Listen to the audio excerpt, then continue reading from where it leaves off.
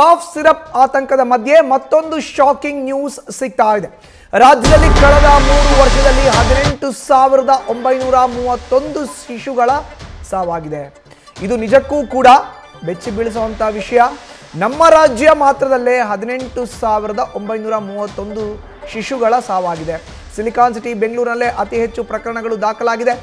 ರಾಜ್ಯದಲ್ಲಿ ಕಳವಳ ಸೃಷ್ಟಿಸಿದೆ ಕಂದಮ್ಮಗಳ ಸಾವಿನ ಪ್ರಕರಣ. ಆರೋಗ್ಯ ನಿರ್ವಹಣಾ ಮಾಹಿತಿ ವ್ಯವಸ್ಥೆಯಲ್ಲಿ ಈ ಬಗ್ಗೆ ಉಲ್ಲೇಖ ಆಗಿದೆ.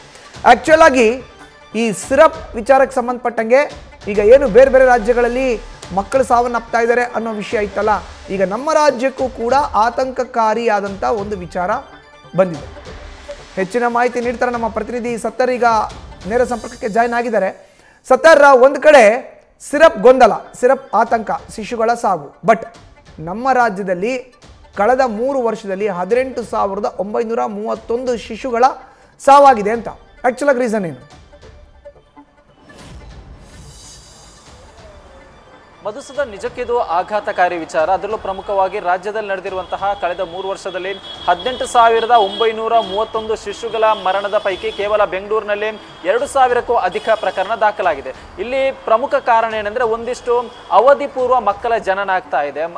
ಈ ಒಂದು ಅವಧಿ ಪೂರ್ವ ಮಕ್ಕಳ ಜನನ ಆದಂಥ ಸಂದರ್ಭದಲ್ಲಿ ತೂಕ ಕಡಿಮೆ ಇರುತ್ತೆ, ಜೊತೆಗೆ ಉಸಿರುಗಟ್ಟುವಿಕೆ ಅಂದ್ರೆ ಉಸಿರಾಟದ ಸಮಸ್ಯೆ ಕೂಡ ಇದೆ, ಜೊತೆಗೆ ನ್ಯೂಮೋನಿಯಾ ಆಗಿರ್ಬೋದು, ಇನ್ನಿತರ ಹೃದಯ ಸಂಬಂಧಿತ ಕಾಯಿಲೆಯಿಂದ ಕೂಡ ಮಕ್ಕಳು ಅಸುನೀಗಿದ್ದಾರೆ. ಪ್ರಮುಖವಾಗಿ ಇದನ್ನು ತಡೆಗಟ್ಟುವಂತಹ ಒಂದು ಕೆಲಸ ಆಗ್ಬೇಕಾಗಿತ್ತು. ಯಾಕೆಂದ್ರೆ ಅವಧಿ ಪೂರ್ವ ಮಕ್ಕಳ ಜನನ ಆದಂತಹ ಸಂದರ್ಭದಲ್ಲಿ ತೂಕ ಕಡಿಮೆ ಇರುತ್ತೆ. ಈ ಒಂದು ಸಂದರ್ಭದಲ್ಲಿ ನವಜಾತ ಶಿಶುಗಳ ಆರೈಕೆ ಕೇಂದ್ರ ರಾಜ್ಯದಲ್ಲಿ ಸ್ಥಾಪನೆ ಆಗಿದ್ರು ಕೂಡ ಅದು ಎಷ್ಟರ ಮಟ್ಟಿಗೆ ವರ್ಕ್ ಆಗ್ತಿದೆ ಅನ್ನೋ ಪ್ರಶ್ನೆ ಮೂಡುತ್ತೆ.